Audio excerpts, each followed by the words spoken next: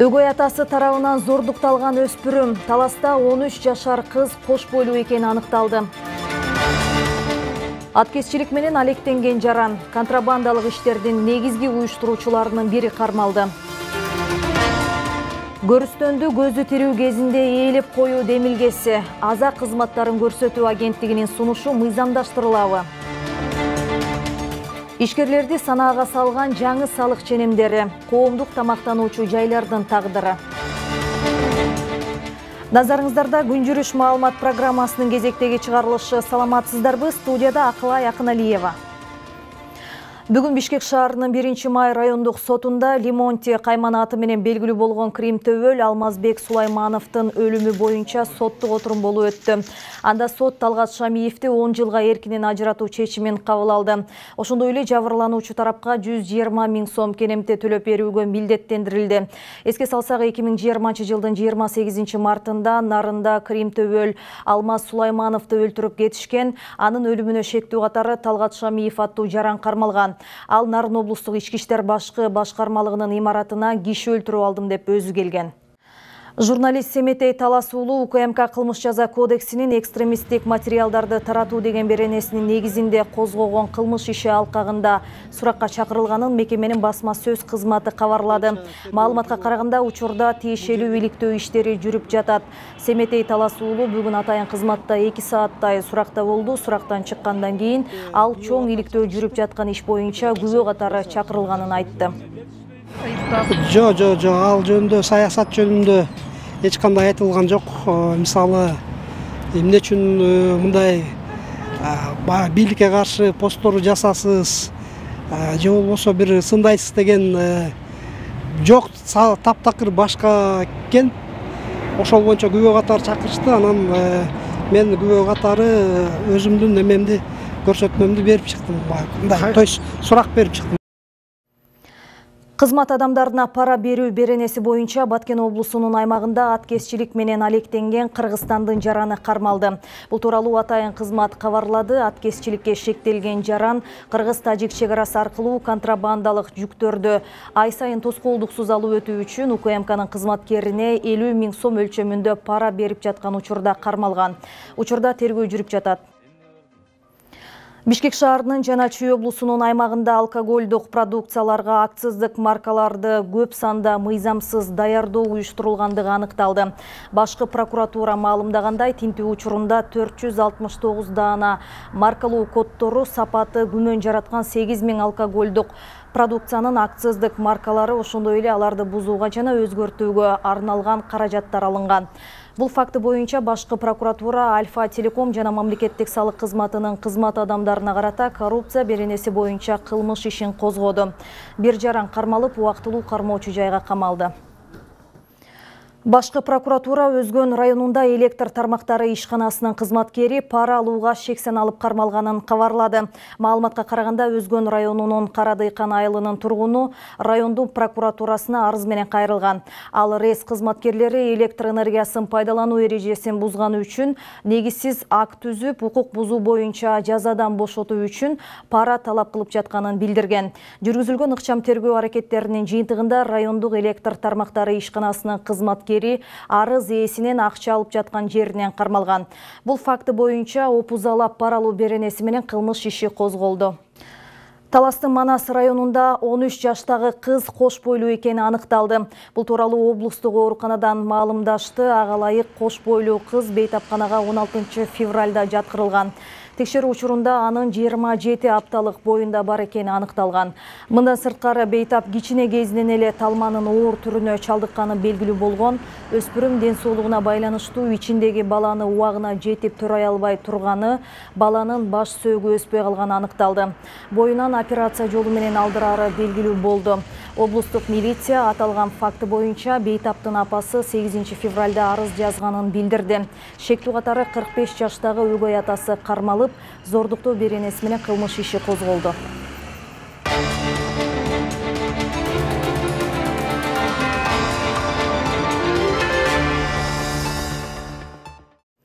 Бишкек шаарындагы көрүстөндөрдүн жайды алдын ала ээлеп коюу мыйзамдаштырылат. Бул тууралуу Бишкектеги Аза кызматтарын көрсөтүү агенттигинен кабарлашты. Бирок азырынча демилге болгондуктан коомдук талкууга чыгып, шаардык кеңештин депутаттарынын талкуусуна коюлган соң гана маселе чечилет. Ал эми мындай көрүнүшкө жарандык активисттер каршы пикирин билдирсе, муфтият шариятта кандай экендигин түшүндүрдү.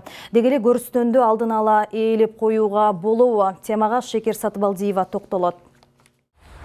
Бишкек шаарында бала чакасы жакындары жок жарандардын кайрылуусуна ылайык көрүстөндөрдөн жайды алдын ала ээлеп коюу маселеси мыйзамдаштырылуусу мүмкүн. Башкалада Аза кызматтарын көрсөтүү агенттигинин директору Уланбек Дүйшөновдун айтымында өткөн жылдын декабрынан бери тиешелүү ченемдик укуктук актыларды карап, айрым жерлерине бир катар өзгөртүүлөрдү киргизген жатышыптыр. Толук даярдалып бүткөн соң коомдук укугга чыгарылып, Бишкек шаардык кеңешине сунушталат. На сегодняшний день законодательство поменялось. Бизде ченемдик укуктук документтерге учурда инвентаризация киргизилүүдө. Анын алкагында өзгөртүүлөр, толуктоолор болуусу ыктымал. Мындан улам жарандардын кайрылуусун эске алуу менен жерди мыйзамдык жактан бекитүү пунктун киргизип жатабыз. Анда бир туугандары, бала чакасы жок жарандарга, анан жолдошу же жубайынын сөөгү жанаша коюлуусун каалагандар үчүн алдын ала көрүстөн ээлеп коюуну мыйзамдаштыруу каралган. Бирок ишке ашыруу тартиптери азырынча так эмес. Албетте бул маселени биз жалгыз чечпейбиз. Коомдук талкууга чыгарып, элдин сунуш пикирин эске алуу менен Бишкек шаардык кеңешине сунушталат. Анализ жүргүзүлөт.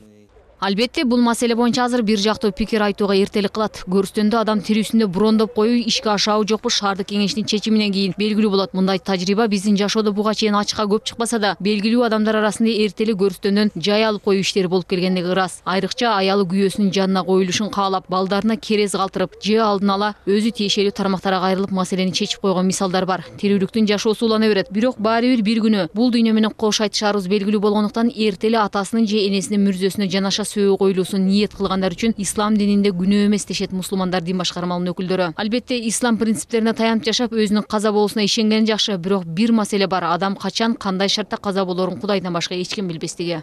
Мен адаммын да, уже мен тирүү, теломун да, жаммын да, бир күн өлөм да барыбыр. Бирок ошол жер мага насип кылабы, кылбайбы, аны Кудай билет. Мен может учуп өлөм, может мен чөгүп өлөм, дагы бир башка себептер болушу мүмкүн.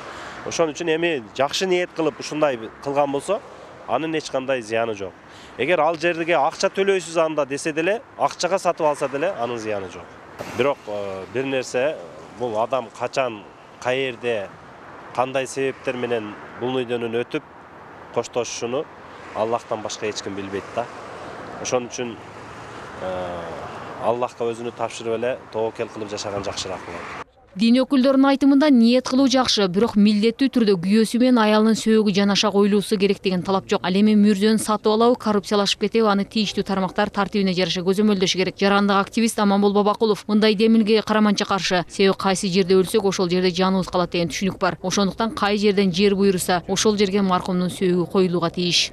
Биз кайсыл жерде болбойлук, кай жерге көмүлбөйлүк, биздин жаныбыз ошол жерде калат да. Ошондуктан аларча алып барып көмөбү, жетим эле ушундук баалуу көрүстөнгө алып барып көмөбү, биздин бара турган жерибиз 4 чачы жер болгондон кийин тандабай алып барып ошол жерге көмүлүшүбүз керек деген нерсени айткым келет да. Менин оюмча бул туура эмес деп баалайм. Тиги дүйнөнү эч ким көргөн эмес, бирок эки дүйнө бар деп айтылат. Ошондуктан кандай болгон күндө дагы, кандай болсо дагы мен бул ойго толугу менен кошулбайм. Кайсыл жер буйруса, ошол жерге барып көмүлүш керек деп эсептейм. Көрүстөндөр темасы буга чейин коомчулукта нече ирет талкууланып, анын коррупциялашып кеткендиги айтылып эле келет. Жарандык активист мындан да маселе жаратпай, каерде каза тапсаң да 4 чарчы жерге сөөгүң жашырылат деген түшүнүктү элдин аң сезимине киргизүү керек деген ойдо. Бирок учурда Бишкек шаарында көрүстөндөрдү ээлеп коюуга катуу тыюу салынып, жер берилбей жатат. Маалым болгондой, Борбор калаада жалпысынан 7 көрүстөн болсо, анын 4-өөсү жабык. Шекер Сатыбалдиева, Аскар Маратов, New TV. Бишкек мэриясы номер 6 көп тармактуу оорукананын 2 корпусунда жайгашкан Алмазбек Исманкуловдун көздүн микрохирургиясы жеке клиникасы менен түзүлгөн ижара келишимин жокко чыгарды. Бул тууралуу Саламаттыкты сактоо министрлигинин басма сөз кызматы билдирди. Маалыматта айтылгандай, 17 февралда Саламаттыкты сактоо министри Алымкадыр Бейшеналиев номер 6 ооруканага барып даярдык иштери менен таанышты. Анда министр көздүн микрохирургиясы клиникасын ижарага алып келген корпус тажы вирусу менен ооруган бейтаптар үчүн кызыл аймак катары уюштурула турганын айтты. Бүгін 18 февральда Архстрой компаниясынан батир алған жарандар өкмөт үйүнүн алдына нааразычылык акциясына чыгышты. Анда алар көп кабаттуу үйдү бүтүрүүнү убада кылган компанияга алданып калышканын айтып чыгышты. Маалым болгондой, Асанбай Кичи районунда жайгашкан 10 кабат үйдүн курулуш иштери 2013 жылы башталган. Келишим боюнча туракча 2016 жылы бүтмөк. Дээрлик 9 жылдан бери 100 кишинин үйү курулуп бүтелек. Ал эми Архстройдун директору Курманбек Мамбетов камалып чыккан. Анын иши Октябрь райондук сотунда каралган. Бүгүнкү күндө ал ар кайсы шылтоону айтып, курулуш иштери бүтпөй жатыптыр. Нааразы болгондор өкмөт бул ишти көзөмөлгө алуусун суранышууда. О 2013 декабрда киришибиз керек болчу. Даяр үйгө. Мына 2013 өттү, 14 өттү, канча жылдан бери вот санасаңар, уже 10 жыл кетти. Кээ бирөөлөр, например, үйлөрүн сатып жиберип, 2 квартира алгандар бар, 100%. Талаада тентип жүрүшөт. Кээ бирөөлөр, например, кредит алып туруп, квартира 100% алганда бар. До сих пор кредит төлөп отурушат, еще на квартире живут. Элдердин баары асапка салынды да, элдердин баары теңчи. 7-8 дольщиктерибиз өлүп калды. Просто башка бирөөлөргө берип салса, например, ал компаниялар келип какой-то бир 5% канчаны берип коюп туруп, анан биздин квартиралар сатып жиберет экен. Дагы талаада калабыз, акчабыз төлөп алып канча жылдан бери. Кыргызстанда коомдук тамактануучу жайларды иштеткен ишкерлер жаңы күчүнө кирген салык кодексиндеги айрым өзгөрүүлөргө нааразы. Буга чейин алар келишим түрүндө салык төлөп келишсе, азыр 8% бирдиктүү салык системасы киргизилген. Мындай ченем бул тармак үчүн оор болуп жатканын айтып, аны 2%га түшүрүүнү талап кылышууда. Ал эми экономика жана коммерция министрлиги салыкты 6%га түшүрүү боюнча мыйзам долбоорун иштеп чыгып, коомдук талкууга чыгарганын билдирди. Теманы кабарчыбыз Каныкей Бозгунова улантат. Үстөбүздөгү жылдын 1-январынан тарта өлкөдө жаңы салык кодекси иштей баштаган. Анда буга чейин контракттык негизде салык төлөп келген коомдук тамактануучу жайлар үчүн жалпы жана бирдиктүү болуп 2 салыктык тартип киргизилген. Жалпы салыктык тартип менен чоң кафе, ресторандар ал эми бирдиктүү режим менен жылдык акча жүгүртүүсү 30 миллион сомдон ашпаган майда тамактануучу жайлар иштейт. Анын ченеми 8% деп белгиленген. Бирок бул аталган тармакта иш алып баргандар үчүн оор болуп калат деген нааразычылык чыгууда. Ишкерлердин кайрылуусу боюнча маселени 17 февралдагы жогорку кеңештин жыйынында депутат Жанарбек Акаев көтөрүп, салыктык ченемди 2-3%га түшүрүү керектигин айткан. Эми айылдарда, райондун борборлорунда, билесиңер, шаарларда, бардык эле райондордо жанагындай швейный цехтер болбошу мүмкүн, курулуш компаниялары болбошу мүмкүн, бирок сөзсүз түрдө коомдук тамактануучу жай бар. Чындыгында мына бирдиктүү 8% салык буларга абдан оор тийди. Ошол салык кодексин карап атканда дагы мен ушул жерден айткам, ушул 8%дык салык общепитке жанагы коомдук тамактануучу жайларга бул өтө оор тиет деп.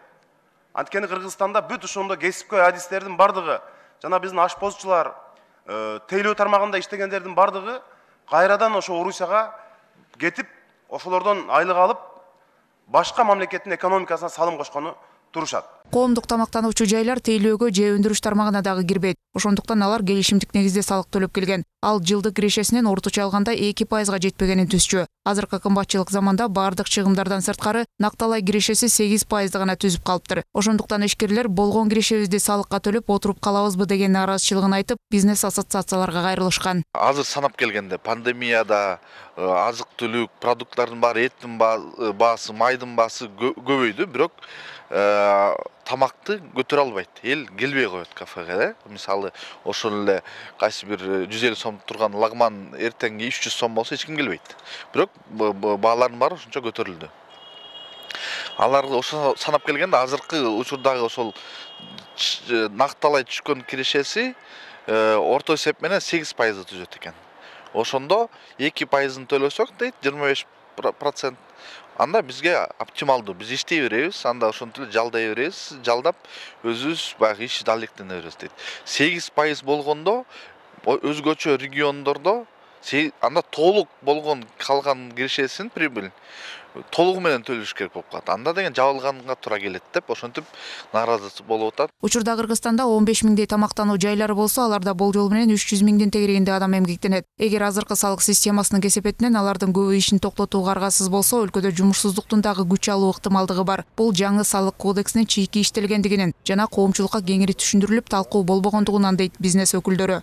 коомдук тамактануу жайлары негизи өзлөрүнүн баягы экономисттер эмес да. Алар финансист же өзүнүн ишин билген адамдар. Ал учурда мисалы салык кодексин тексти дагы көп талкууланган эмес. Көп депутаттар кабыл алынгандан кийин көрүштү ал текстти салык кодексин. Аны айтат, алар деген биз анда деген кандай бир маалыматыбыз жок. Кандай бир бизге ошо жакшылап иштеп чыккан экономисттер жок болчу. Азыр ошол салык кабылганга чейин иштеп чыгып, чыныгы ошо кандай кайсы көчтөр бар экен пока баягы таап чыкканга чейин ошондо убакыт кетти дейт. Деген менен тийиштүү мамлекеттик мекемелер мындай дооматтарды четке кагат. Алардын айтымында жаңы салык кодексинин долбоору бардык тармактардын өкүлдөрүнүн жана эксперттик жумуш тобунун катышуусундагы кеңири талкуулардан кийин иштелип, бардык жүйөлүү сунуш пикирлер кабыл алынган. Бирок талкуу учурунда депутаттардан дагы, ишкерлерден дагы 8% төмөндөтүү боюнча сунуш берилбептир. 1 сентябрда салык кодексинин долбоору коом талкууга чыккан. Абдан көп 300төн ашык сунуштар келип, 20 чоң жыйындарды өткөзүп, жана кичи жыйындарды дагы өткөзгөнбүз. Ар бир ошол экономиканын тармактарын өкүлдөрү менен жолукканбыз. Ар бир бизнес ассоциация кандай сунуштарды берген, ошол сунуштары боюнча талкуулап, бүт мындай компромисстик чечимдерди кабыл алганга аракет кылганбыз.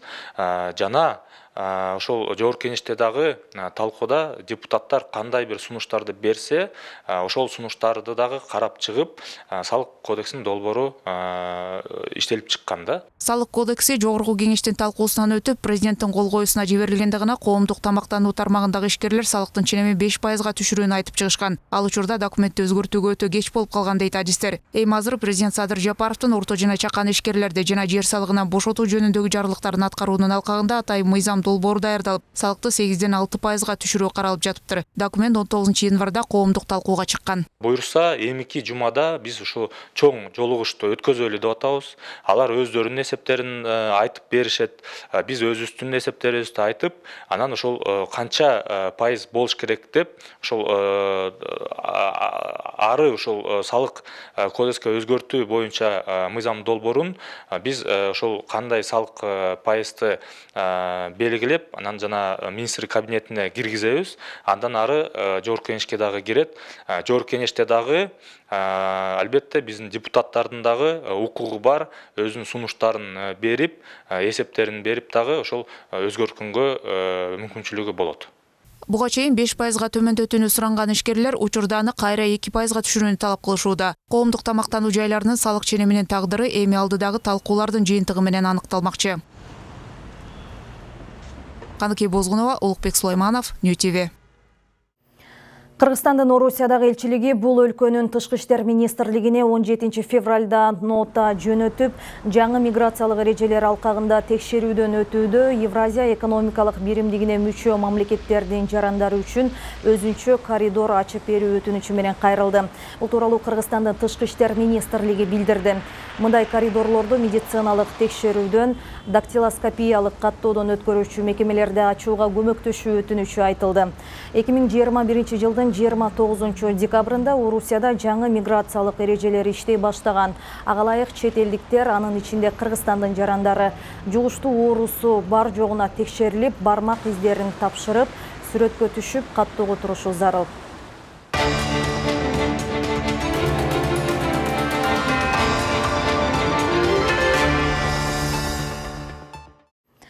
Бишкек шаарында эскирген нандарды таштай турган атайын челектер орнотула баштады. Мындай демилге тазалык муниципалдык ишканасы менен активист жарандар тарабынан көтөрүлүп, биргеликте ишке ашырылууда. Урналарды коюу 5-Кичи райондон башталып, жыл аягына чейин калаанын бардык жерлерине орнотулат. Жакшы саамалык тууралуу кезектеги сюжетте.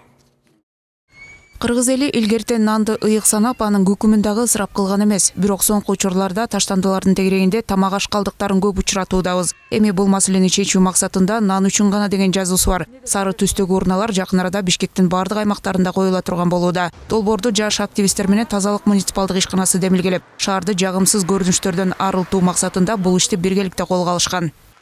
Нан улуу тамак болуп эсептелет. Нандарды жаткан баарыбыз эле көрөбүз да. Мусорканын жанында тебеленди, тепсенди болуп жатат. Анан ошону нанды тебелеттирбей, тепселетпей, кандай кылып ошону эметсек деп туруп биринчи очередь анан мондай мусор бачоктор оюзга келди. Челекке чогулган нандарды активисттер өздөрү алып кетишет. Бирок эскирген нандарды кайра эле таштанды катары ыргытпастан аны кайра иштетүүнүн айласын табышкан. Бул тазалык ишканасынын кызматкерлеринин ишин бир топ жеңилдетмекчи. Буга чейин нан, тамак аш болобу баары аралаш эле полигонго төгүлүп келген. Нандан бум деген башка жем, арпа, будай, азыктарды, ар кандай эмелерди аралаштырып, витаминдерди аралаштырып, стерилизовать этип туруп, малга корм жасаса болот да, комбинированный корм. Өзүңүздөр жасаңыздар. Ооба, шаймандарды алып келдик.